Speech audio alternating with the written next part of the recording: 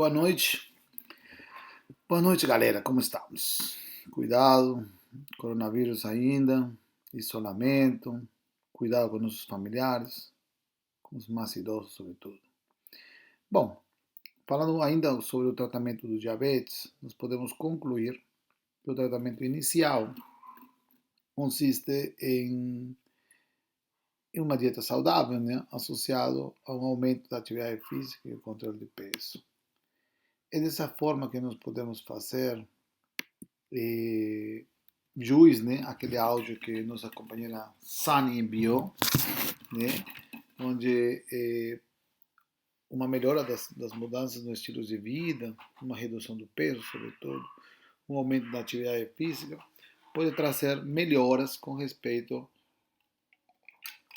ao tratamento medicamentoso que nós poderíamos instalar. Bom, essa seria a conclusão do tratamento inicial. Agora vamos falar sobre o tratamento medicamentoso no diabetes. Nós podemos dividir o tratamento medicamentoso em dois grandes grupos.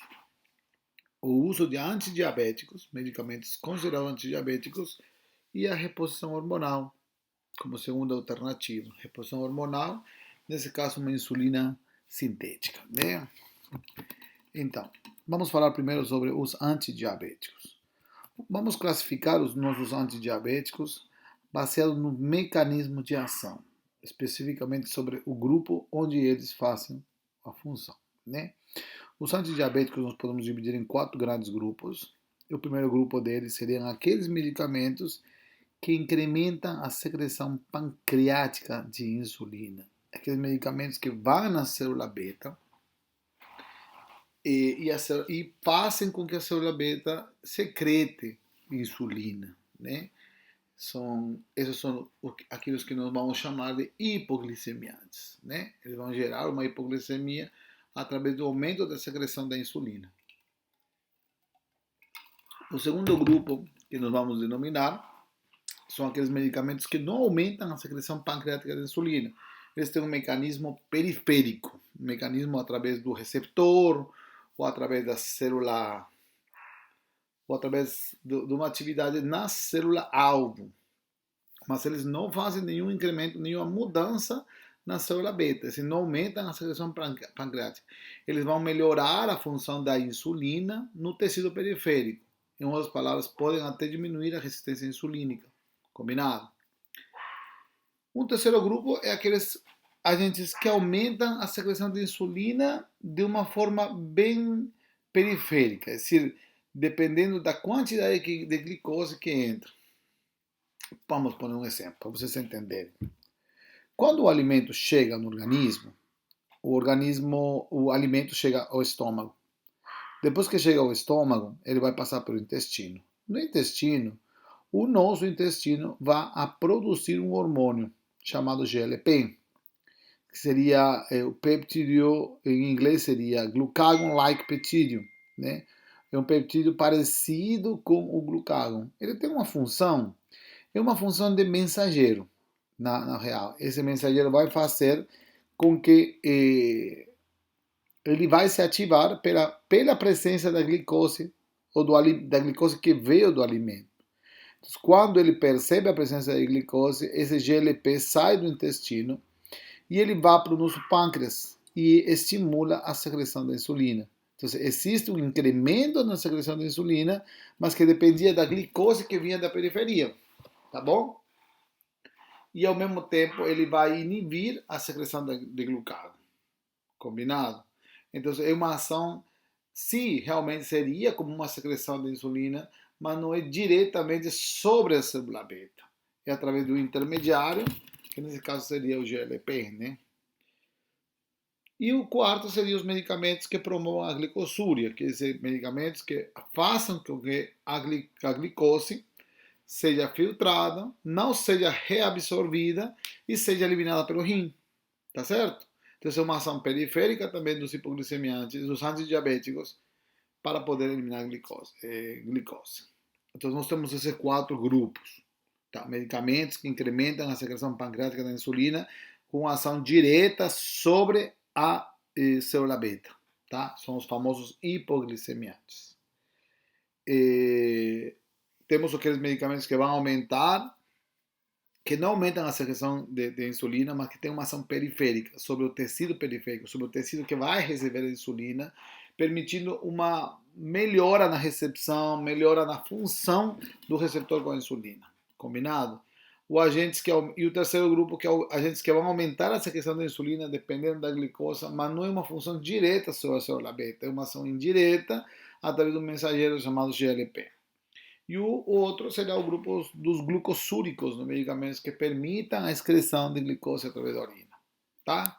Então, nós vamos ver agora aqueles medicamentos que incrementam a secreção pancreática de insulina, os hipoglicemiantes. Eles também são denominados como secretagogos de insulina. Tá? Eles são os famosos secretagogos, são conhecidos no mundo como secretagogos. Eles têm uma ação hipoglicemiante muito prolongada durante o dia. É uma molécula, um fármaco muito instável, um medicamento que pode gerar hipoglicemias bem marcadas, sobretudo em pacientes de uso crônico ou pacientes com outras comorbidades. Se evidenciou que às vezes essas hipoglicemias flutuantes podem ser prejudiciais para ele. Nesse grupo nós temos as duas grandes famílias dos secretagogos. Nós temos as sulfonilureias e as glinidas. Se nós vemos neste slide, nós vamos poder ver exatamente o mecanismo de ação das sulfonilureias. Nós vamos ver que a sulfonilureia que vai chegar, ele vai gerar uma função através dos receptores de ATP sensitivos ao potássio. Eles permitem uma entrada, eles aumentam a excreção de potássio para fora. E essa excreção de potássio para fora da célula vai permitir uma entrada de cálcio. Né?